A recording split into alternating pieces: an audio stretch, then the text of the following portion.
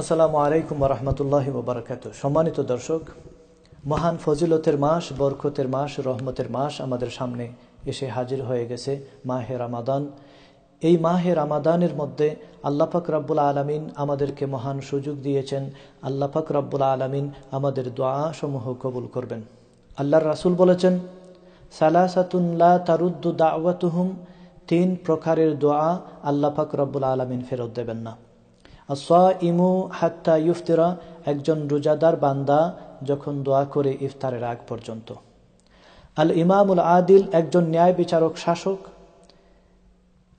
ওয়া দাওয়াতুল মাজলুম, একজন নির্যাতিত মানুষ যখন দোয়া করে। এই তিন প্রকারের মানুষের দোয়া আল্লাহ পাক রব্বুল আলামিন কবুল করবেন। অন্য একটা হাদিস শরীফের মধ্যে এসেছে, একজন রোজাদার বান্দা যখন ইফতারের সময় দোয়া করে আল্লাহ পাক রব্বুল আলামিন তা কবুল করেন।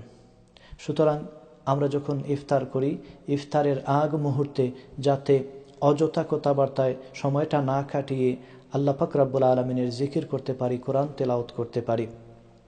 আল্লাহর রাসূল ইফতারের সময় দোয়া করতেন, সেই দোয়াটা হচ্ছে, আল্লাহুম্মা লাকা সুমতু ওয়া আলা রিজকিকা আফতারতু।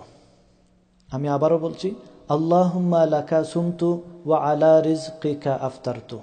ও আল্লাহ, আমি আপনার জন্য রোজা রেখেছি এবং আপনার দেওয়া রিজেক দিয়ে আমার রোজা ভঙ্গ করতেছি। সুতরাং আমরা যখন ইফতারের সময় দোয়া করব, তখন আল্লাহর রাসূলের শিখানো এই দোয়া আমরা পড়ব আমাদের ইফতারের সময়। এই দোয়াটা আবু দাউদ শরীফের মধ্যে এই দোয়াটা বর্ণনা করা হয়েছে। সুতরাং আল্লাহ পাক রব্বুল আলামিন যাতে ইফতারের সময় আমাদেরকে দোয়া করার তৌফিক দান করেন, আল্লাহ পাক রব্বুল আলামিন যেন আমাদের এই রোজার সময় দোয়া কবুল করেন, সেই তৌফিক কামনা করে এখানে বিদায় নিচ্ছি। আসসালামু আলাইকুম ওয়া রাহমাতুল্লাহি ওয়া বারাকাতুহু।